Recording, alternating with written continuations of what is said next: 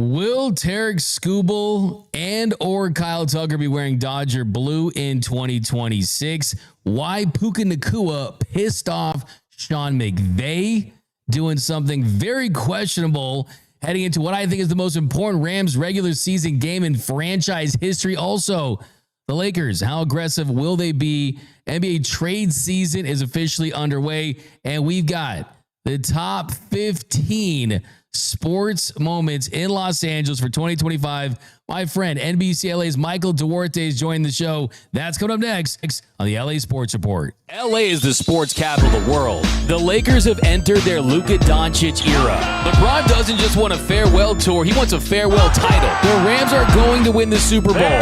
Go, Kings, go! The Dodgers are the best run franchise in all of professional sports. Shohei Ohtani is the GOAT. Steve Ballmer will do anything to get the Clippers a championship. Mick Cronin has to win a national championship at UCLA. Justin Herbert is a top 5 quarterback in this league. College football is just better when USC is good. This whole city has the Mamba mentality. I love LA. Live from the heart of Los Angeles, this is the LA Sports Report with your host, Doug McKain. What is up, and welcome to the LA Sports Report, the fastest growing LA sports podcast is dedicated to every single team. I'm loyal to the soil. Dodgers, Lakers, Rams, Chargers, UCLA, USC, Sparks, LAFC, Kings. If they're talking about in the world of LA sports, we're talking about it here at the LA Sports Report, getting close to 5K in a month. So if you have yet, do us a huge favor, subscribe, hit the notification bell, hit the like button, drop a comment down below. But today we're going to start off the show with a guest, my man from NBC LA. He covers the Dodgers, he covers the Rams, the Lakers, all LA sports. He's a USC Trojan alum. He's done a lot of work for the Dodgers. You know him, you love him. The great Michael Duarte with his new set. He's got a new set of painted by him Kobe. He's got bobbleheads. He looks like he's ready for his 8x10 headshot for the 2026 year. I can see that like a pizza place in Beverly Hills or something with you autographing Michael Duarte. Michael, how you enjoying? I know there's no offseason for you, but at least there's not like a 4-hour baseball game that you have to watch and cover and do interviews with after every game. How you enjoying this part of the sports calendar year, my man? Oh, I'm enjoying, Doug. Thanks for that great introduction and pointing out the new background here we have at Casa de Duarte. I'm enjoying the quote-unquote off-season. As you know, when you cover the Los Angeles Dodgers amongst all these teams here in the Los Angeles sports market, it is 24/7, 365.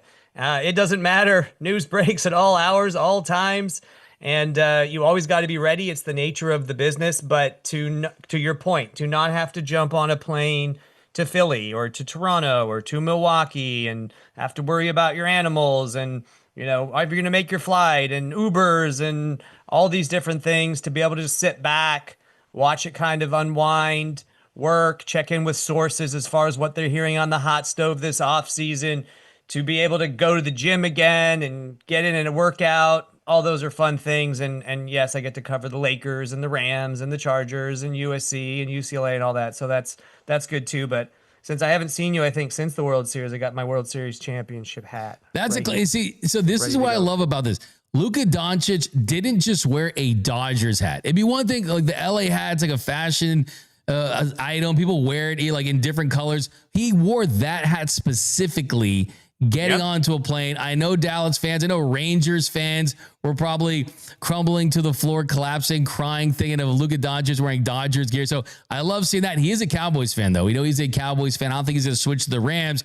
We're going to start with the Rams. We're going to talk some Dodgers. I cannot wait to get your thoughts. I haven't caught up with the why. I don't know your thoughts on Belly and Tucker and Tarek Skubal, so I can't wait to get those thoughts. We'll hit on that for sure in a second here.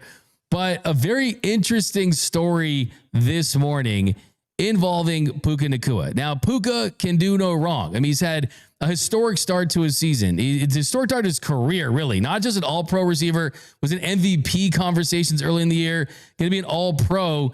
This morning or yesterday in this week, there was a lot of talk that he was going to bring on Aiden Ross and Neon and go on their stream. Yep.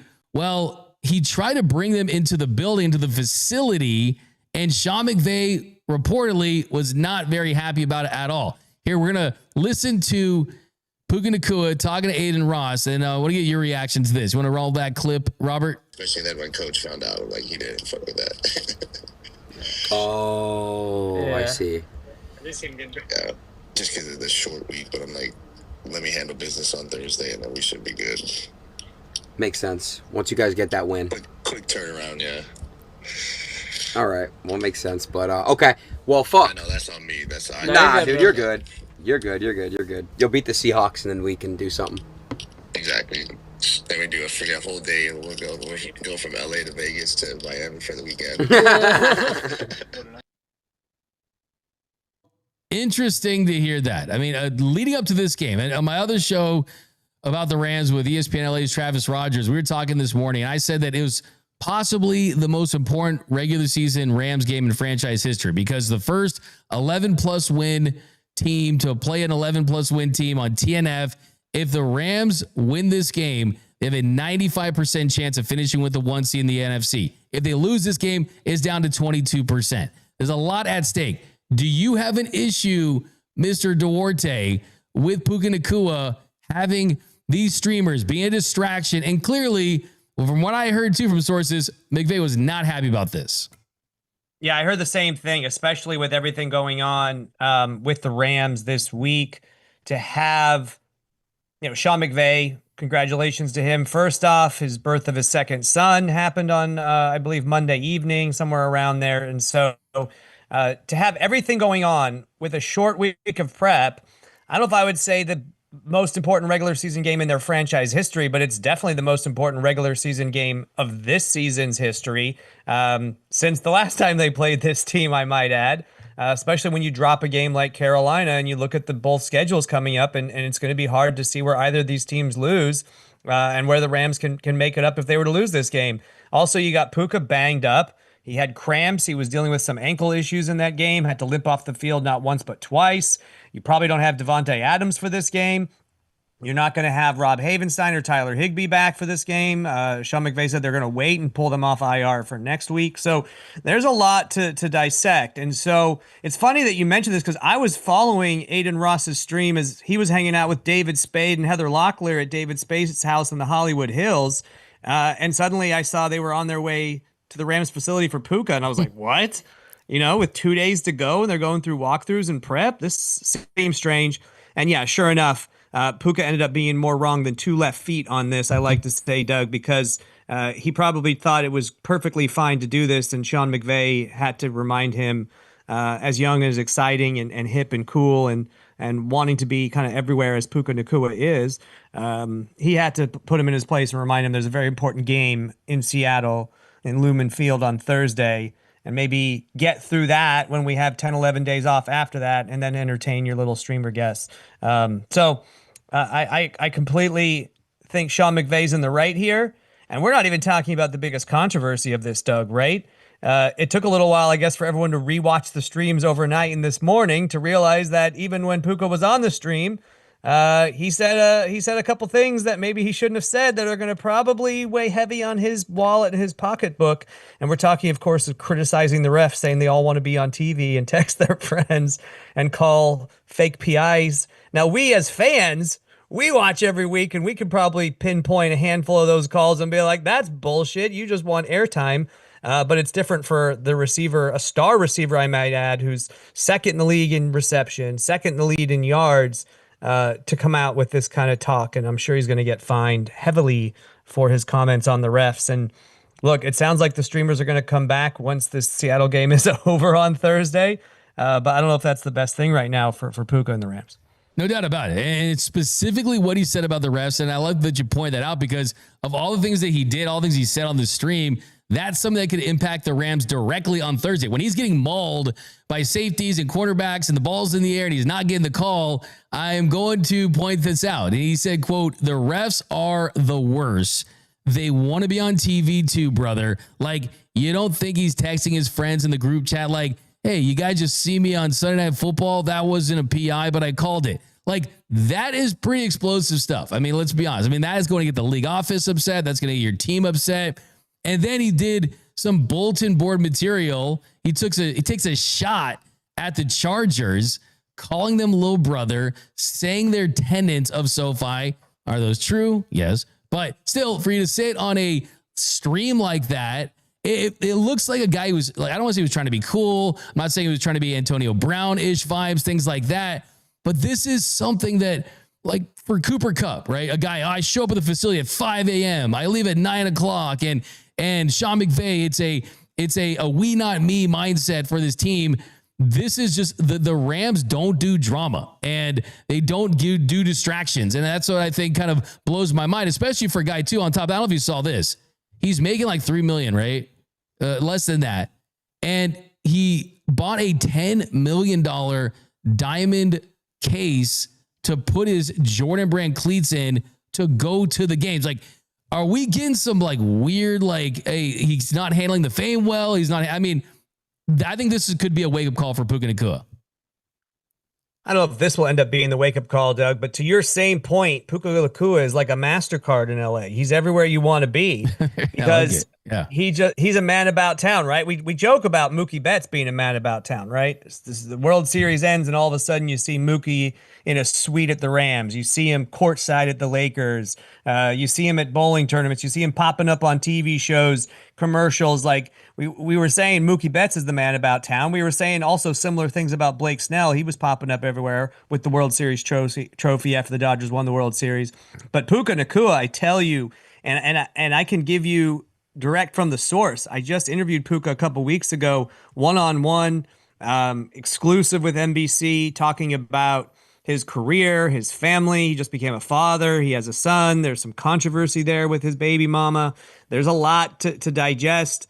But moreover, we got to kind of snack and have lunch and ask some fun questions. We did some blind rankings together. So hanging out with Puka, I got to see this is a guy who loves football. Don't get me wrong, Doug. Loves football. Loves putting on the pads. Loves getting hit. Loves tanking guys. Loves putting out stiff arms and getting extra yards. I like Sean McVay's analogy, calling him a Pac-Man, the way he just eats up yards after the catch with the yak.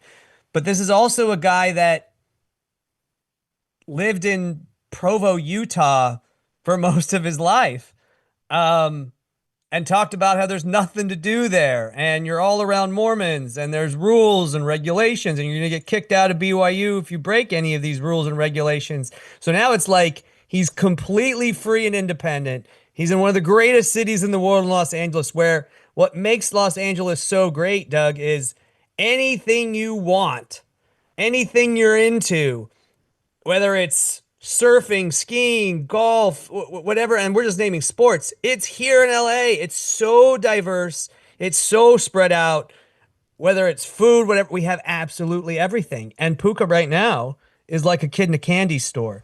Whether it's courtside at Lakers, which he was just at a few days ago. Whether it's going on the streamers with, Aiden Ross and Neon, which is what the cool kids are doing right now, right? They call it code switching.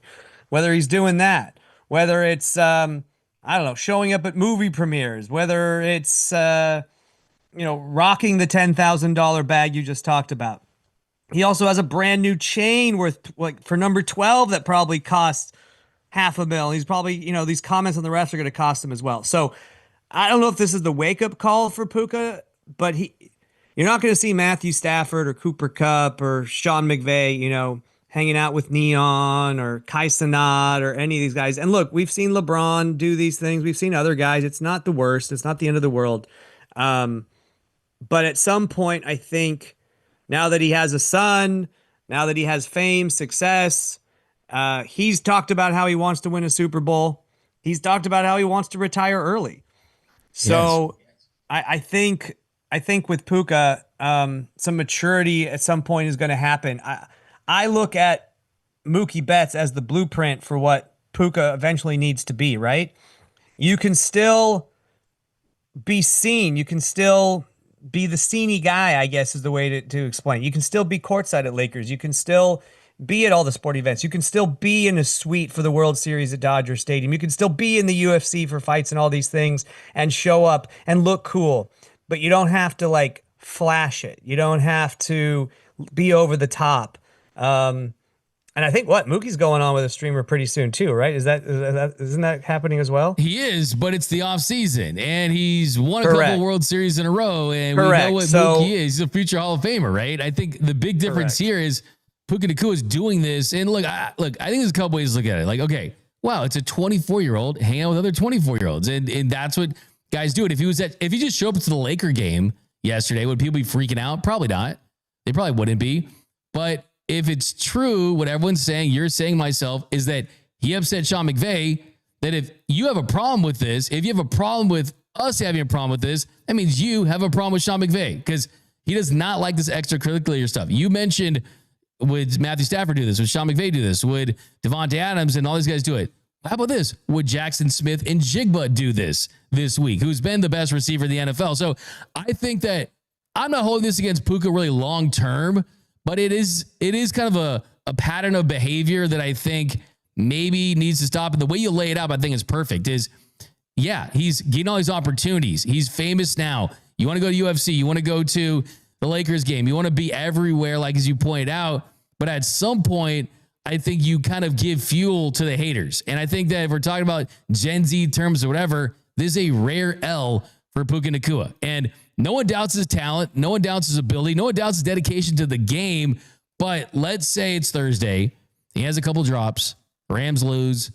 And he's not getting calls. People are going to point all this stuff out. And you just don't want to give the media fuel. You don't want to give your haters fuel. You don't want to give fans fuel. Question, big picture, though. You look at the numbers. Look, I mean, we're talking about a guy right at the beginning of his career, essentially. He did say he does want to retire early, but 286 catches, almost 4,000 yards, 15 touchdowns in 41 games. He's on pace to shatter his rookie numbers with 103 receptions for 1,367 yards and 6 touchdowns through week 15. Is he someone that could display a level of behavior that might make you not want to make him one of the highest paid receivers in the game? I don't think we're anywhere near close to that point. Is he going to get Jamar Chase money? Is he going to get Justin Jefferson money? I'm not so sure. I think he definitely deserves Garrett Wilson, $32.5 million per year money. And I think you look at the injuries, the way he plays, I think he's going to be paid very handsomely, but it'll be interesting to see what those conversations. I would pay to be a fly on the wall in Sean McVay's office with Les Snead there talking to Puka Nacua about the situation.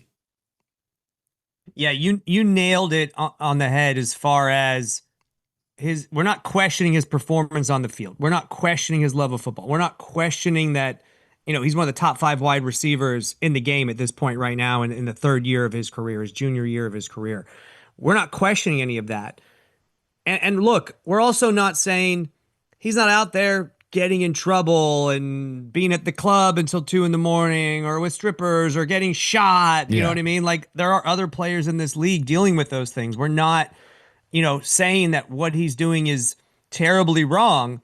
But to your point, when you said he's taken an L, right? He's curled beside these streamers like a comma on this live stream, not just 1, 2 of them, right? And Neon's all over the news because of his relationship with Iggy Azalea. Aiden Ross, the boss, is everywhere, like we were talking about. And you do this right now. We're 24 hours before the biggest game of their season talking about this when they're already going to be shorthanded. And this is a game they need to win going into hostile territory, a tough place to play with the 12th man. And he has to have a monster game, right?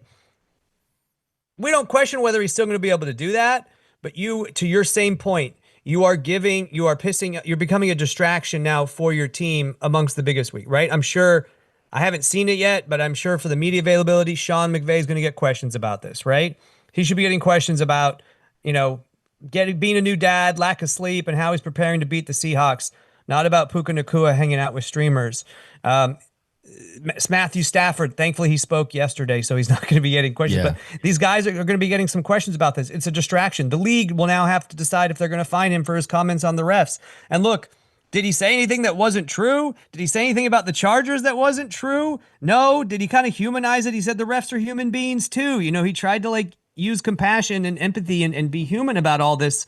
But there's got to be a timing for it, right? And a maturity level to it. You got to be aware of the optics of everything. And that's where we talk about Mookie needs to be his guiding light, right? Do all this in the offseason.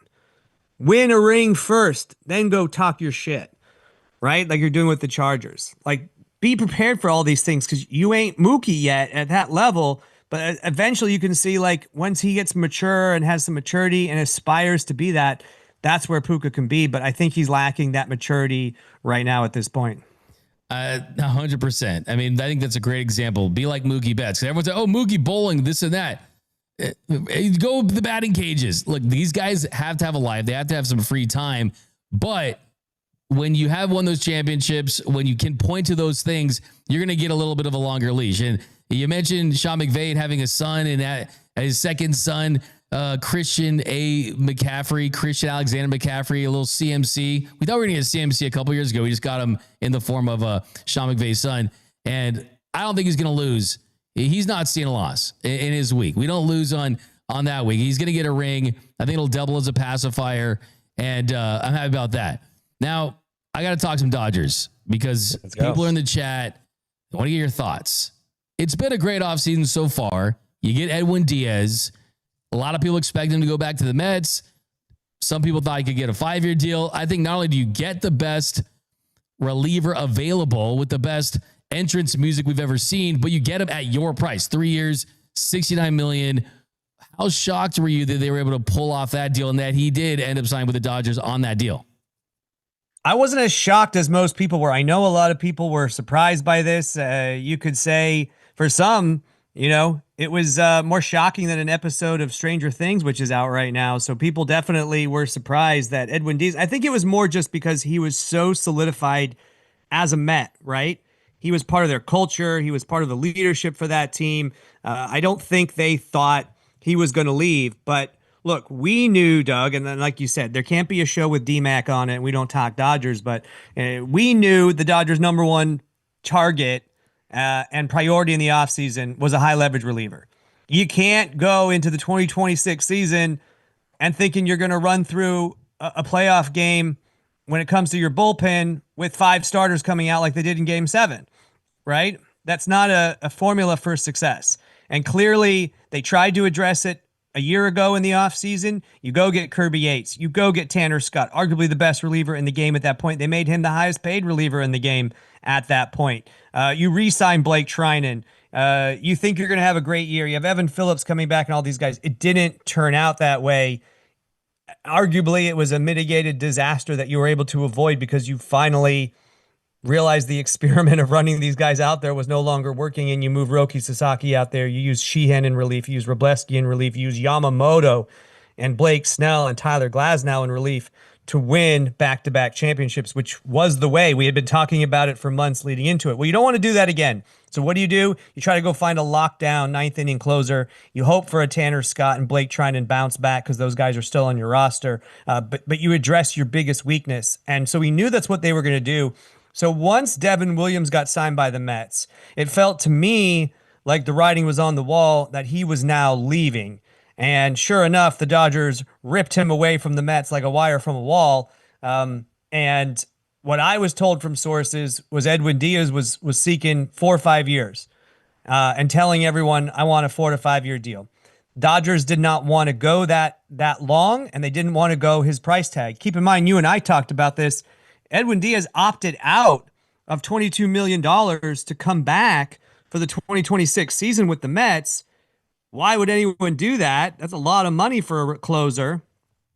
He wanted more security. He was willing to come down a little bit on the years, but come to more security. I was told that 4 or 5 years started at $22 million. And so I don't think any team was comfortable giving to any reliever, because we've talked about this. This is why in the past, Andrew Friedman in this Dodgers front office has not shelled out the big bucks for relievers, because you can have a bad year like Tanner Scott. And shoot, 2 years ago, Edwin Diaz missed the whole year because he blew out his knee in the World Baseball Classic. His 2024 season was okay. I had some hiccups. It wasn't great. And then 2025, he was the reliever of the year award winner. He was lights out. He was an all-star. So you're hoping to get that.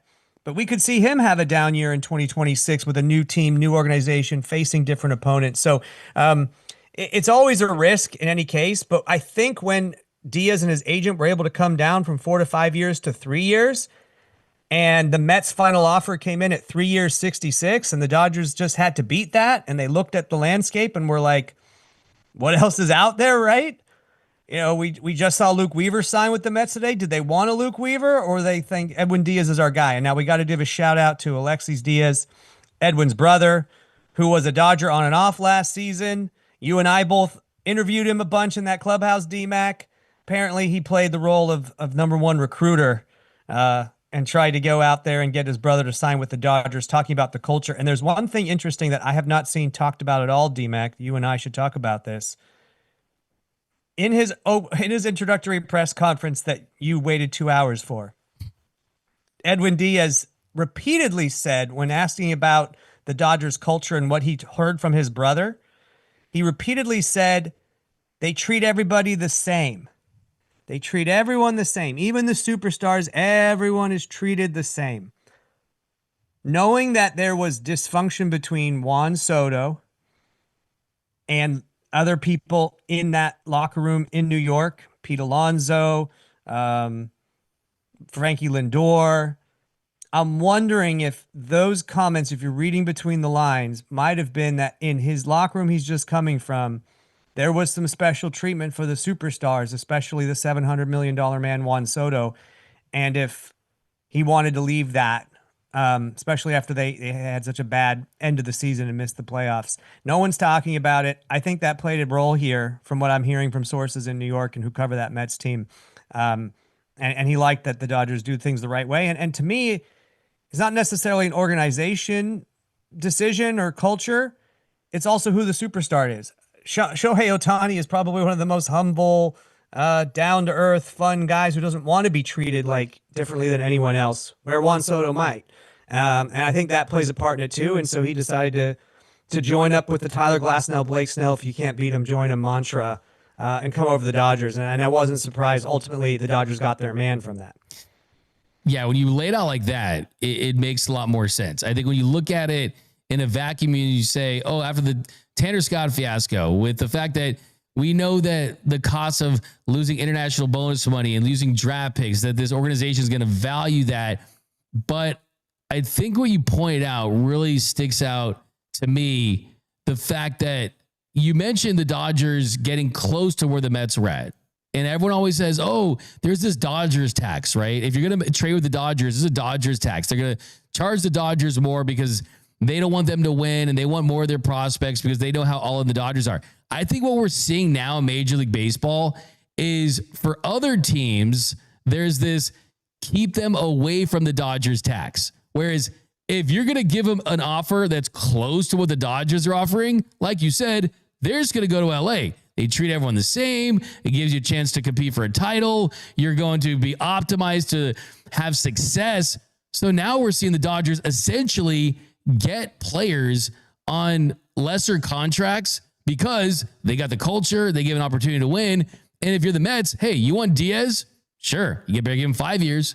Because if it's 4 years, he might consider, hey, 3 years with the Dodgers or 4 years with the Mets, right? They'll go high AAV on me. So, everyone's all talking about the deferred money and this and that. Well, first of all, the player has to agree to sign that contract. It helps the player, and all teams can do it. So, yeah, I think that's a fantastic point as far as how they get Edwin Diaz. By the way, how'd you know that we had to wait 2 hours? Oh, because I was supposed to watch it live. We had a camera there that was going to stream it live for NBC, so I was all sitting at my computer. I was out of town that day, so I wasn't there with you guys, but I was there in solidarity. We were there for an entire. I was like 11:45 to like 1:45. They hit me up at like 10 o'clock this morning. Like, can you be at Dodgers? I was like, I'm out of town. Even if I drove right now, I wouldn't make it in time by noon. Now, in hindsight, I know it was going to go closer to 2 p.m., I could have definitely made it if I wanted to drive that far. No, I was like, but do we have a camera there? Like, yeah, we got one there. We're going to live stream it. And I was like, great. I'll tweet everything that's important coming out live, and I'll write about it right after. And so 12 o'clock comes along, and like, I'm thinking NBC has technical difficulties, right? I'm like, I'm not seeing the stream. I don't see it on Spectrum. Like, what is going on? And they're like, we don't know. I think it's delayed. And sure enough, it got delayed 2 hours. I heard someone came mercifully to pass you guys out water. Probably one of the interns. It went by. The funny thing is we were playing Timmy Trumpet Narco, Dave Vassay started playing it, and then people started playing it as if it was some type of rain song. Like instead of the rain coming, it's the contract becoming made official, and Edwin Diaz coming in to talk to the media. Yeah, so they get the big reliever, they get their guy, solidifies the bullpen. One thing I want to say to that as we go into some of these moves, the Dodgers are looking at a looming lockout, right? And a new CBA coming after that lockout. Probably there's not going to be a salary cap. I don't see the Players Association yielding on that, but there are going to be changes like any negotiation from both sides. And I think the Dodgers see what's coming ahead, don't know what those changes will be. Could be more penalties and stuff. And are like, F this, let's get this done now before this happens, right? If you're going to spend, you might as well spend when you know the rules, you're comfortable with the rules as they are, you're comfortable paying the penalties, losing the draft picks, losing the signing bonus money, because you don't know what those new penalties will be 2 years from now, and how the landscape might change. And if there's a salary floor, which is what the players have been advocating for, which means these low bottom feeding teams like the Marlins and the Nationals and the Pirates and teams that don't spend a lot of money are going to be forced to spend money and sign guys. You might not be able to get those guys now if you're the Dodgers. And so, take your shot at making a three-peat while you have that opportunity now, knowing the lockout and the new CBA is looming. And that bleeds into the other guys they're targeting this offseason and the plans they have, and the Kyle Tuckers and the Cody Bellingers and the trade options like Brendan Donovan or Stephen Kwan we can discuss, the Skubal rumors that Ping wanted to get all the attention from KTLA 5. We can go into all that, but a lot of their front office philosophy on it is knowing the lockout's looming and that a new CBA is coming and not necessarily knowing what the new penalties and rules are going to be at that time. So now that we know it now and we're masters of it, let's just go for it right now in this moment.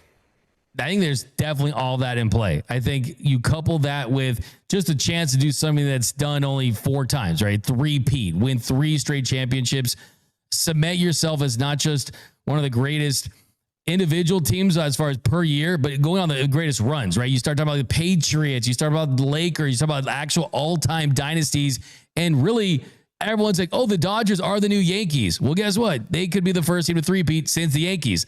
Last year, all we said was, you'd be the first team to go back-to-back since the Yankees. No, now it's three-peat. And then if you three-peat, you go there's no team, right? Like you're not going back to talking about winning 4 straight. So I think there's all that's in play for sure.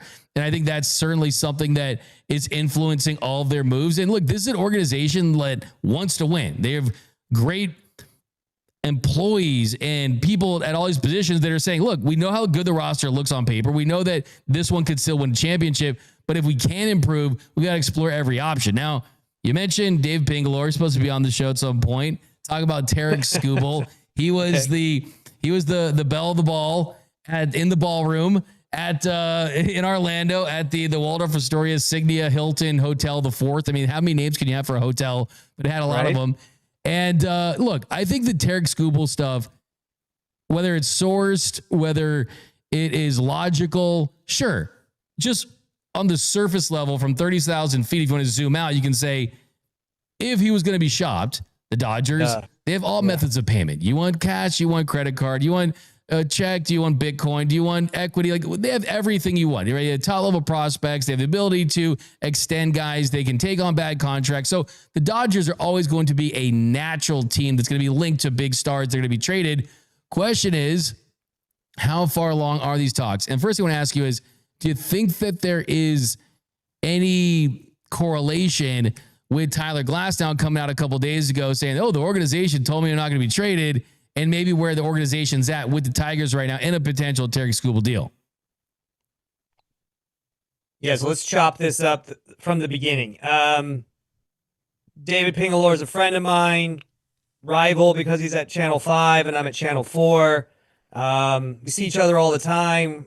So he's a good guy. He's a fun guy. He likes the attention. He likes being on TV. He likes his shows. As you see with his coin terms, they're fun. Ping pong and the ping pong, all these ping puns that he likes to use for his things. He likes it. And the guy's from Orlando. So when he got a chance to go out to the winter meetings, like you mentioned, out in Orlando, his hometown, where his family are, his kids and stuff, he leaped at that chance. And look, Ping does have sources. We've talked about it, him and I, privately. I know who some of them are. I know who he talks to. I know where he gets a lot of his information. A lot of it's NBA breaking stuff, and it's all legit and sourced and correct. But he's never been what's considered an insider. He's never been a breaking news guy like a Jeff Passan, a Ken Rosenthal, or a Shams Bomb, as much as he would love to coin the term ping bong or ping bomb. That hasn't come out yet. It's not something he's done. And what you and I have learned, because you and I privately, DMAC, have had these conversations ourselves. Naturally, when you are covering teams and building relationships with players and seeing them every day and having them on your shows and having them on air and getting their phone numbers, and you develop relationships with people and you get information just in talking with these people. And what we have to learn, and what I've learned in my 12 years in the business, and I know you've been learning in the last few years, is when do we report the information that we're getting, right? When do we report it, and how do we want to report it?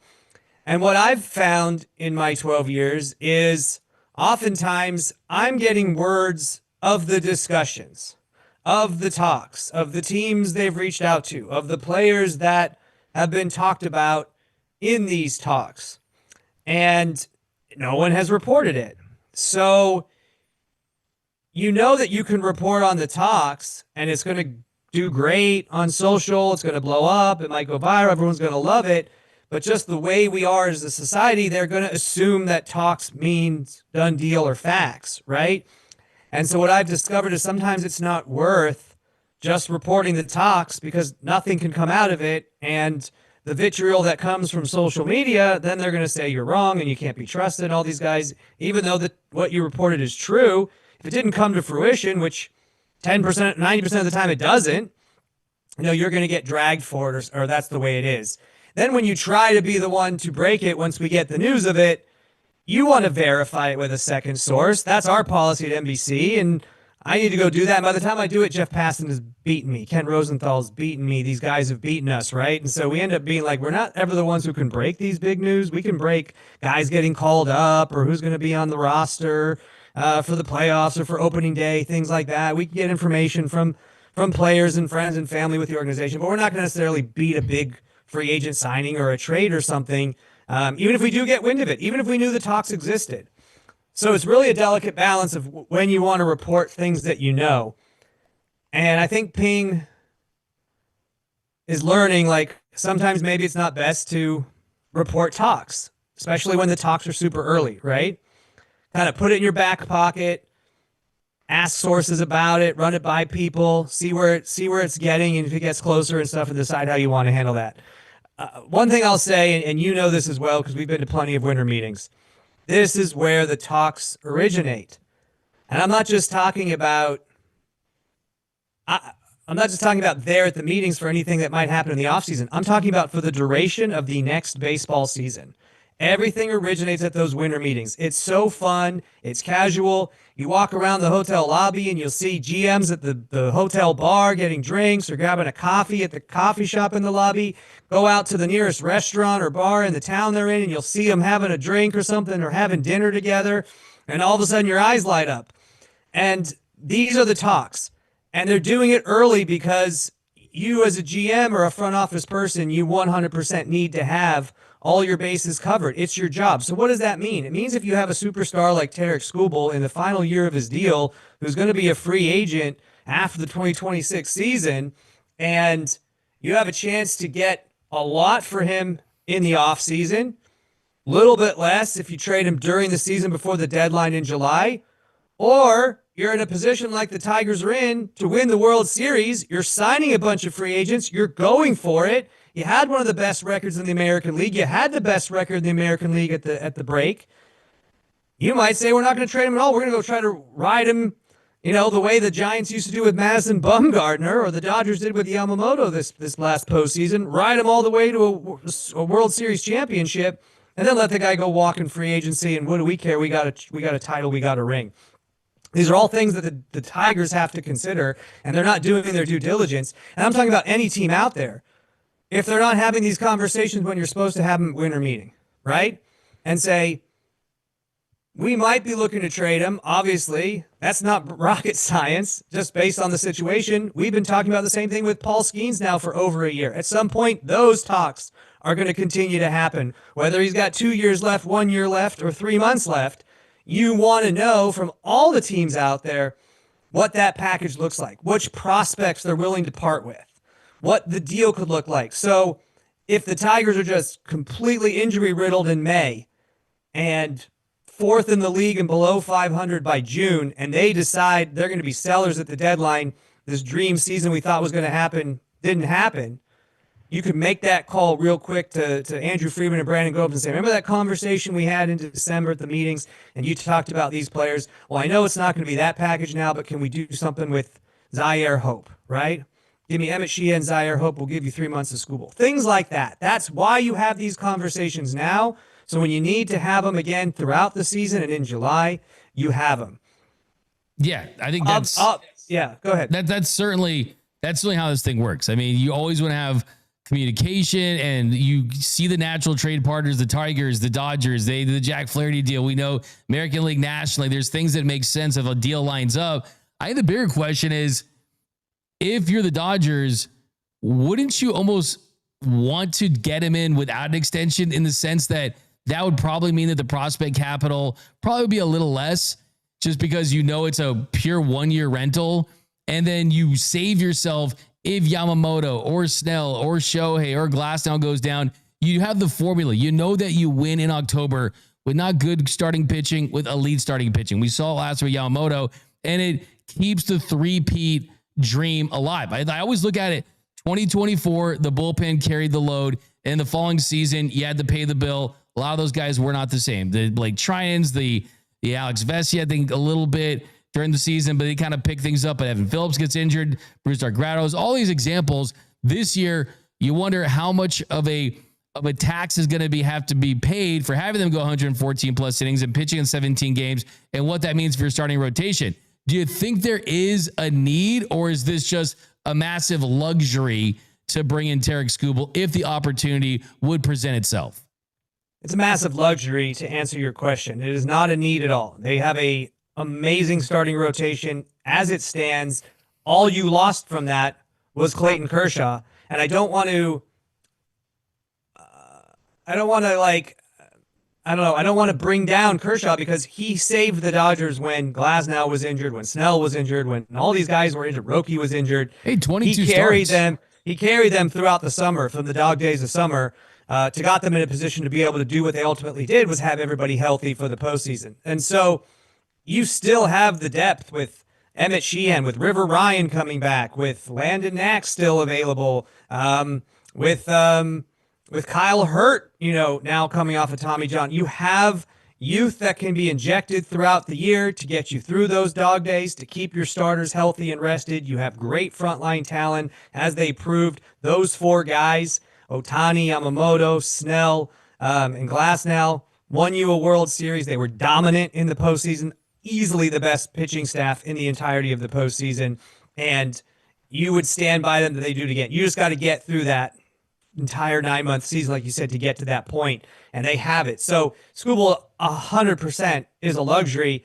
and you would almost argue, well, if everyone was healthy and you had Skubal on your staff, who's not pitching in the postseason? And to your point, why people were able to say Glasnow would be the odd man out is because he would be the odd man out in that situation. You're not giving up Ohtani, and Ohtani's already said he wants to pitch. Yamamoto's the World Series MVP, arguably one of the greatest pitchers in the world, Cy Young finalist. I think he finished second. So you're not giving up him. Roki's still coming to his own, and he probably not even be in the rotation. Snell is a beast. So once again, I say to you, who goes? It would be Glasnow. Another point to your point, though, right? Why would you go trade all this prospect capital that you've built up, especially if something were to go horribly wrong during the 2026 regular season? Knock on wood. I hope it doesn't happen. But remember what happened to Corey Seager in 2021, and you had to go out and get a Machado to fill that hole because you believed you could compete. 2018. And you needed that prospect capital to pull off a move like that. Why would you do that if you really want Skubal when you can wait a year and sign him as a free agent in the offseason and you got more money than anybody else? You can lure the West Coast, to your point. You can win a World Series championship. You've been so close with the Tigers the last few years. Come do it here. Scott Boras has season seats behind home plate. You and I talked to him throughout the season. Get a deal done. I'll tell you why. I'll tell you exactly why. Because you think that one or two of these guys' arms are going to explode, or you're going to lose them for an extended period of time. Starting pitchers, they're not these things where you take them into the shop and you come pick them up in a couple of weeks and you drive them around. It's like, no, the transmission's blown out. The whole thing needs a lot of significant work. And it's like with Yamamoto and these guys, I agree with you. On paper right now, certainly looks like a luxury, but we've seen for so many years that a luxury can go to a need so quickly. Look at last year. Tanner Scott, Kirby Yates, Blake Tryon, and then Roki Sasaki ends up being their best high leverage reliever. So I think a lot of things can change. As far as the outfield picture go, the outfield picture for the Dodgers, Kyle Tucker is a name that has been floated around, 10, 11-year deal possibly with the Blue Jays, deals like that. Cody Bellinger strongly linked to the Mets today. Does it feel to you like the Dodgers are going to be operate at the top of the market for their outfield needs as far as free agency goes? Do you think it's more something they're going to address via trade? Yeah, it's a great question. I'll go back to Skubal real quick and then answer your outfield question. So again, to your same point, yes, but that's why you have these conversations now in December at the winter meetings, because as Andrew Friedman has said repeatedly, and it's the truth, the value is better in the offseason than it is during the season, right? Suddenly you only have a handful of sellers and 20-something buyers. Prices go through the roof. He wants to do his shopping now in the offseason. He always has. So he wants to at least get the idea of what a year of Skubal is going to cost them, right? Like you said, I don't think it's about an extension. And look, Scott Boras has never, in my experience, there are exceptions to these rules. We saw what happened to Glasnow, but never with arguably the greatest pitcher on the planet told them go sign an extension rather than go to free agency and create a whole bidding war. That makes absolutely no sense to me for Skubal himself or for a Boras client. Zero cents. So you as a Dodger say, hey, maybe if we trade for him now, it costs us less in prospect capital and big league talent than it will in July, even though then he's a 3-month rental. But to your point, you still have these conversations now, so you know who the other team is interested in, what it would take to get a deal done, whether it's December, January, or July. Because to your point, what if Blake Snell throws out his arm and has to get Tommy John and you just lost, your number one or number two guy? Now suddenly trading for Skubal is important, not just important to your season, but to your three-peat quest, as you said, and you already know what the structure of the deal wants, and you look at, so you go try to pull the trigger in the middle of the season or in July. That's why you have these talks now, and I think either based on the moves the Tigers are making, he's either not going to go at all, and they're going to try to win a World Series with him this year and just ride every last ounce they have of him, every single pitch, or they have some injuries. They're not where they want to be, and they do decide to move him at the deadline, but I doubt it happens in the offseason. Now, and I think, again, that's a luxury. I don't think it's a target of the Dodgers. What is a target of the Dodgers is a corner outfielder. You and I know this. The Michael Conforto experiment didn't work. It was a one-year experiment anyways. Once Tommy Edman got healthy and could move out to the outfield, which really never happened, but they tried a little bit, you were able to not have him take a single at-bat in the postseason. You were able to move guys around over there. You needed to play Kike because that's your postseason guy. So he was able to go out there. So in a weird way, a corner outfielder for the Dodgers right now, especially adding Ryan Ward, who we were all saying, give this guy a chance when Conforto was batting a buck during the regular season, is on the 40-man. That's a guy that can plug and play. But the Dodgers always operate as a team that has multiple plans. So at the top level, plan A, let's make Kyle Tucker a 3 to 4 year high AAV deal, whether that's 40, 50 million, somewhere in that range, right? See if we can get one of the best free agent outfielders to come for a short span for this window, which we are appropriately. I already think the Dodgers are a dynasty. I don't think that's a question. For sure. Right? If we consider the Chiefs a dynasty in the NFL, they didn't pull off the three-peat, but they got an opportunity to. I think the Dodgers are a dynasty for sure, but are they going to be the golden era in Dodgers baseball, the best era we've ever seen? I would argue they're probably already there, but they want to capitalize off this golden era right now. Try to get Kyle Tucker on a short AAV deal. Try to get Cody Bellinger, maybe plan B, on a short AAV deal. Most likely, Kyle Tucker wants a 10-year deal, right? He wants to be taken care of for the rest of his life up until the age 40 season, all that. He doesn't want to try to go back and do this again in a couple of years. And the same thing with Cody Bellinger. My sources have told me with Cody, it is Cody who wants to come back out to the West Coast. He misses it. His family is all here. They all live at the beach here in Los Angeles. His sister, his nieces and nephews, his mom, who's a real estate agent out in Southern California, his brother, they're all out here. He wants to be closer to them. His baby mama wants to be close to them. He wants the kids and the cousins and stuff to be able to grow up together and play together. He loved playing for the Dodgers. He loves playing in the playoffs. He wants to win. You know, it makes sense. The problem is he also probably wants 6 years, $180 million, which the Dodgers are not comfortable going for Cody Bellinger, especially when you look at his numbers and stats in the 2025 season outside of Yankee Stadium, where I would argue he was a below average player, a below average hitter, and the stats were inflated because he was playing in that weird ass baby park at Yankee Stadium where the ball carries way more out there in right field, as you know so well. So the Dodgers aren't willing to pay that. I don't think they get Tucker or Bellinger. That's kind of to my point, but that's target A, 1A and 1B. And then after that, you look at, okay, if we don't get those guys, if they don't want to come in on our higher AAV shorter deal, they want the longer deals, which most free agents want. Bryce Harper is a great perfect example of what the Dodgers tried to do when he was a free agent. He was intrigued by it, but ultimately went with the 12-year deal that was less AAV than the Dodgers were giving, but he's now secured for 12 years in Philly. Steven Kwan, who they were very, very close, to use Ping's words, deal was done as far as the package and what would be the return. It was the Cleveland Guardians that decided to not go through with that deal at the deadline and keep Kwan. So that iced that. Now, knowing what happened with Clase and some of these other guys and the investigation looming and losing Bieber and all these guys, maybe you think it is the time to move Kwan, and the Dodgers go, hey, remember what we talked about in July? Well, now it's this. And they get a deal for Kwan done. That, to me, would be plan C.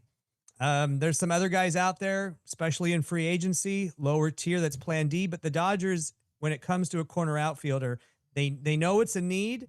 They have plan A, B, C, D, E, but they also have the luxury of, we can fill it with Ryan Ward early. We can fill it with maybe Kike Hernandez early if he's ready by then. I know he underwent that elbow procedure. Once Tommy Edmonds' ankle is fully healed, we can move him to center, and we can maybe move Teo to left or Pajes to left, right? They have options internally. They got two great outfield prospects that they can give run if ultimately none of those plans, to your point, come to fruition. They do have options. And I got some in the comments that says, Nando, put Duarte in the room to sell that to Bellinger. They want to have you a part of the pitch for Los Angeles. And you get to have Michael Duarte ask you questions. It's pitch him. Yeah, no, look, I think that's really interesting as far as the family. I mean, his wife's a model, right? They're used to living in major cities, New York, LA. I mean, could you see him signing with a kind of a mid-tier market, probably in the middle of the country? Probably not, right? I think it kind of limits his market based on where he wants to live. But I also think, too, that the Dodgers love him. Do they love him enough to go 7 years? Absolutely not. I think 5 years probably is on the high end. I think if you are Kyle Tucker, 3 or 4 is kind of the sweet spot. 3 and 4 makes a lot of sense. Like, you get a lot of value out of him at that price. And for me, though, if I'm going up to $150 to $200 million for Cody Bellinger, knowing that he's not a guy that's really going to play the opt-out game, right? You're probably going to have him for the duration of that contract. Kyle Tucker would just be essentially a contract where if he comes to the Dodgers, you're hoping that it is for 1 year, because that means that he had a great year, great enough to reset his market and sign that 10-year deal, right? And if it's $40 to $50 million for 1 year of Kyle Tucker, and that means a all-star MVP-ish type of season, you'll absolutely sign up for that. But Bellinger, if you're in the 150 and up range, I'm looking at Bo Bichette at that point. You know, it's like I'm looking at that range. I'm like, hey, if I'm looking at like really expensive Beamers or Mercedes, might as well just get a Porsche at that point. You know what I mean? It's like at that point, you're already looking at $200 million in 150 for the Dodgers when you consider the 110% surcharge they have to pay anyway for always going past the CBT and all those things that I'll probably lean towards a Bo Bichette at that point. Then you trade for an outfield or something in that range. Got some more comments for you. Noise by Noel, our guy. D-Mac and Mike giving me 2025 Dodgers Nation post-game stadium show flashbacks. Those were the days, man. Those were the days. We got to manufacture our backgrounds now. We had the stadium behind us. Yes, that was different times. We're like 4 months out. Don't worry, guys. We're 4 months out. Damro, D-Mac and Michael Duarte seem like they're really good friends in real life. I wouldn't go that far. I consider him a great friend. For me, it's like he considers me an acquaintance, right? I consider him my best friend. He probably is like, I kind of know that guy, like maybe a little bit. So I think that's kind of how that goes. But running out of time here, getting to the top of the hour. We're going to have you on at some point later this week, maybe next week, because you can talk about LA sports and people love you in the comments. Got to do the top 15. You got your top 15 LA sports. I need your audience, so you can help me with the comments. So tell me what the top 15 LA sports moments that I have to write about and talk about on air in the coming days. Let's see how many we can get. We got 4 minutes. Okay, let's see. You want to just run down your 15? Just go bang bang, and then we'll kind of give you some feedback. Okay, I'm going to start at the low end, right? And again, this is not necessarily particular order until we get to the top, where I think the order is a little more self-explanatory on that. And hold on, pulling it up right now. 15. As far as Bellinger goes, man, I think like he's an Earth Cafe guy. Let me go hit up Earth Cafe. Find out West Hollywood Earth Cafe. Which one? Any Earth Cafe? Earth Cafe. I mean, any location. He loves the green tea matcha. He loves the food. Unlimited Earth Cafe for life. Like, let's sweeten this deal for him, because ultimately for Bellinger to come to LA, I believe this is going to have to be a situation where he takes less years and less money to come to LA, to come back to 100%. LA for all the reasons he wants. And he's going to have to turn down $180 million in 6 years from another team. But how do we overcompensate that and sweeten the pot? Like I said, we throw in unlimited Earth Cafe for life. Maybe we buy him a nice beach house in Manhattan Beach, close to his family, for the kids to kind of hang out and be around. That's my pitch to how to get Bellinger to agree to the shorter term AAV deal and return to the Dodgers. I think that'd be an awesome fit. All right, here we go. Ready? Top 15 sports moments for 2025 as chosen by yours truly, but I need feedback from people. Some honorary mentions. Kelsey Plum of the Sparks hitting a buzzer beater to beat Dallas in an otherwise atrocious year for our women's professional basketball team here in Los Angeles in the Sparks. UCLA water polo beating USC to go back-to-back championships. I know you love that, Doug. I was heartbroken by that, but I don't even know if people knew that out there. Those are some honorable mentions.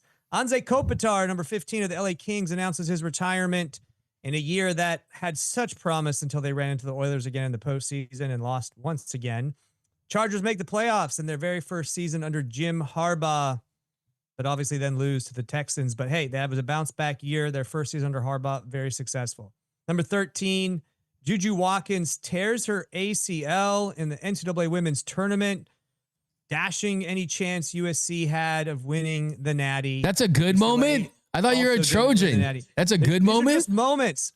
Just moments. These are just top moments. Doesn't have to be best moments or positive. Got it. Okay. But moments nonetheless. Moments that impacted this city in sports. Number 12, it probably should be higher. Clayton Kershaw records his 3,000th career strikeout, and then a month later announces his retirement.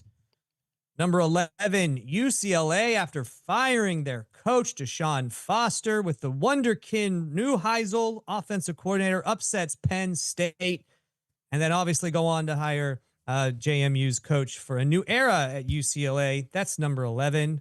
Number 10, former USC quarterback Mark Sanchez, an LA resident, Woo, what a scandal that was in Indianapolis. Getting stabbed by an elderly truck driver, wasted doing wind sprints in the alley. The downfall of the whole thing, getting fired from Fox Sports. Not a great LA moment, as you mentioned. Definitely a top moment that had all of our eyebrows raised. Speaking of scandals, number 9, Clippers scandal with Kawhi Leonard that was uncovered by Pablo Torre. That was just a wowzer, right? We're still talking about it, and I think it's clearly affected the Clippers season as they went from kind of like a sneaky NBA Finals pick to one of the worst teams in the league with their draft pick going to OKC this season. Could be a top 5 pick. Number 8. We're keeping with the scandal theme right now, D-Max. So I want you to know what you think. LeBron James confronts Stephen A. Smith at a nationally televised game against the Knicks at Crypto.com Arena. All about the smack he talked about Bronny not being an NBA player, and what was the things, as dad to dad, stop this.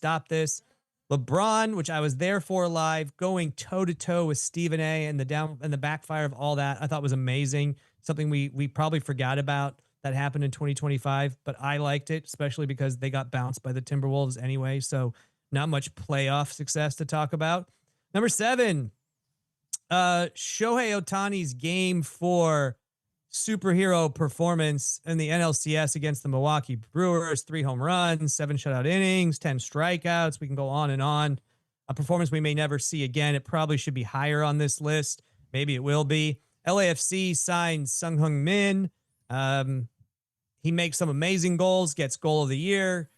Probably should have got them to the MLS Cup against Miami. They fall short in Vancouver, but he had scored 2 goals in that game.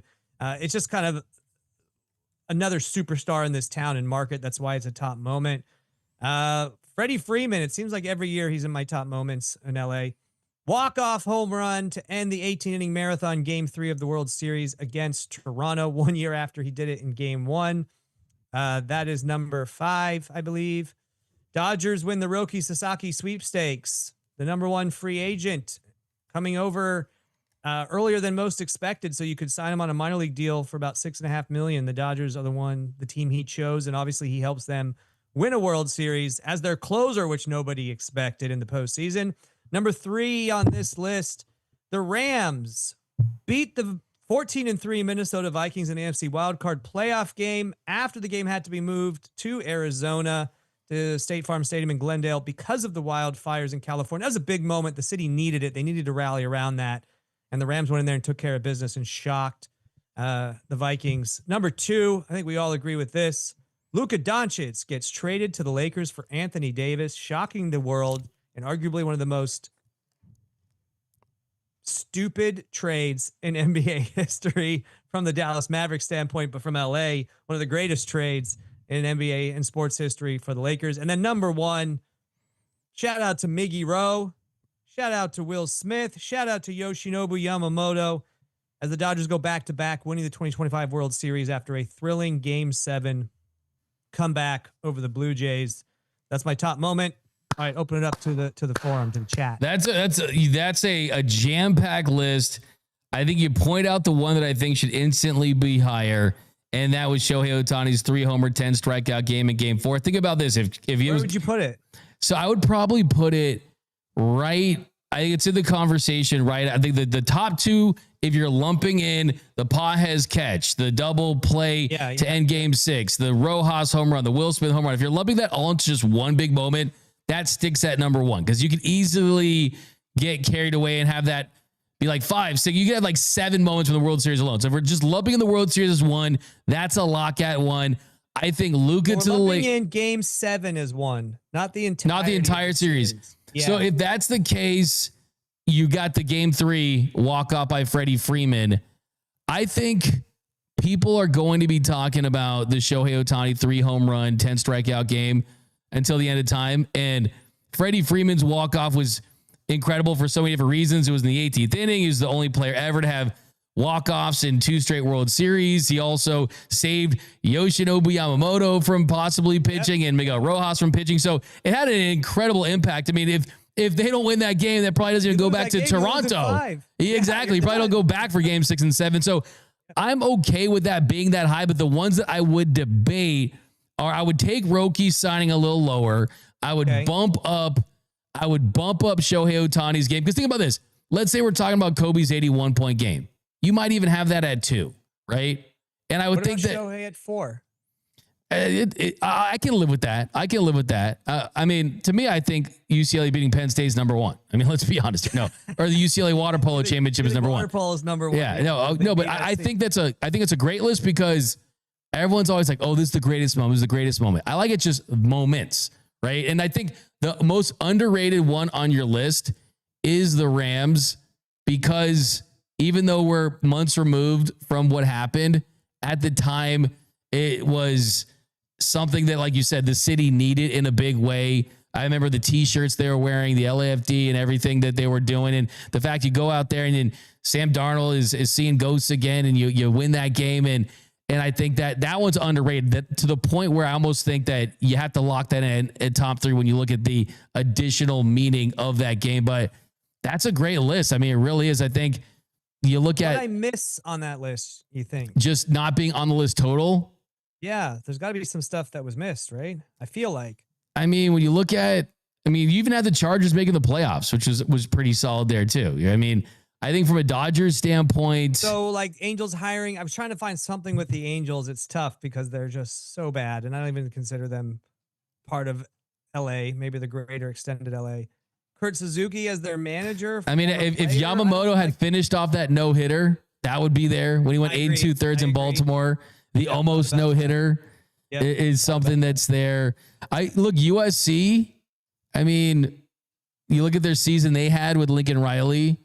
There's really no signature win, though. No signature win. Penn State was better than any win USC had on their schedule. I could maybe argue beating Michigan, but Michigan was not. Yeah, had they beat Oregon, that would certainly be a thing. Correct. They beat Oregon or Notre Dame, it probably makes it, but they didn't. I mean, sorry. UCLA basketball was atrocious. USC basketball really did nothing of note. You mentioned the Sparks moment. How about LAFC? Yes, signing Sung Heung-min, I think, is the biggest moment for them because they were kind of floundering with Drew. They send Drew out. They bring in Min. It changes their whole season. They start winning. They raise up the standings. They had a chance to, maybe even get the number 1 seed if they don't lose to Austin late in that season with bench players because they were trying to make up so many games from all the tournaments they played in. Look, I thought about, as we speak about these tournaments, the FIFA Club World Cup, right? First time it was held on American soil. First time it was expanded like this. LAFC made it. They made that thrilling comeback over Club America to beat them 2-1 to punch their ticket and get $10 million for that franchise to go to the Club World Cup. I might be able to put that in there. I think signing Sung Heung-min, though, is bigger than that, just globally and the impact of it. But, Chelsea ends up winning that Club World Cup, and they're obviously owned by the Dodgers owners, Mark Walter and Todd Boehly. And I'm not sure it didn't happen in LA. It happened in New Jersey at MetLife Stadium, but they are LA owners. I don't know. Do you think that should make the list at all somewhere? It's not an LA team. That's honorable mention. I mean, the Rams getting Devontae Adams is an honorable mention. The Rams trading their first round pick and the Falcons being terrible, which could lead them to getting a quarterback, and that could be something. But I think you pretty much had. I have someone in the comments saying the Dodgers telling Ice to leave. I think that's kind of something. That was a kind of a moment. That was a moment. You can even say I thought about the snow game in Philly with the Rams as a moment. Loss. They don't win it, but it was such a moment where you're like, oh, this team's for real, right? And you could have won a Super Bowl. You would have hosted the Commanders at home. Yeah, it's a game you would have remembered, especially when you saw how the Phillies finished off the Chiefs dynasty like it was polyurethane. So, yeah, I mean, the Eagles, Eagles were dominant against the Commanders and against the Chiefs, but, Matthew Stafford put a scare to them. And if that game's not in the snow, I argue they win that game. So that's on there too. I like the Dodgers telling Ice to go get off their lawn. I like that. I'll tell you, you got to include, I see this here too. I think you got to include Anthony Rendon being done with the Angels. That was great for sports. A guy who hates baseball and a guy that was the worst contract in sports for Los Angeles and baseball history, at least in the conversation. I have here the Angels winning 72 games. You can never rule that out. So yeah, I think that's certainly something that absolutely helps LA sports is Anthony Rendon. We don't need him a part of the LA sports team, but all right, Michael. Anything else in the comments, buddy? We got some list. We got some people fire. I mean, honestly, people like the list. People saying Lakers getting Giannis before the end of the year. They're trying to manifest that. By the way, did you see what I told Andrew Friedman? I was like, the next 2 I go into the hotel. I was like, don't let the Dodgers offseason distract you from you getting us Giannis. And yeah, he was loving that. But all right, Michael, we'll catch up with you later. It was your quote in that press conference about if Diaz is going to bring back Narco by Timmy Trumpet. And look, that's what went viral everywhere. Me getting to hear D-Mac's voice. Hey man, I think we're gonna like this guy. I think he's gonna be a good addition to the clubhouse for the media. I think people are gonna really like being around him, and he's got that big smile. And hopefully we're not gonna have those awkward ones like we had with Tanner Scott all season, where you're in front of him and he's just like. The last thing, he's saying, baseball hates me, and the baseball gods, I suck. Yeah. I hope it's going to be a little different there. But all right, Michael, when can this list drop? When's this list going to drop? When's it officially? It's going to drop in the next 48 hours. We'll be talking about it to the end of the year until New Year's on air on NBC.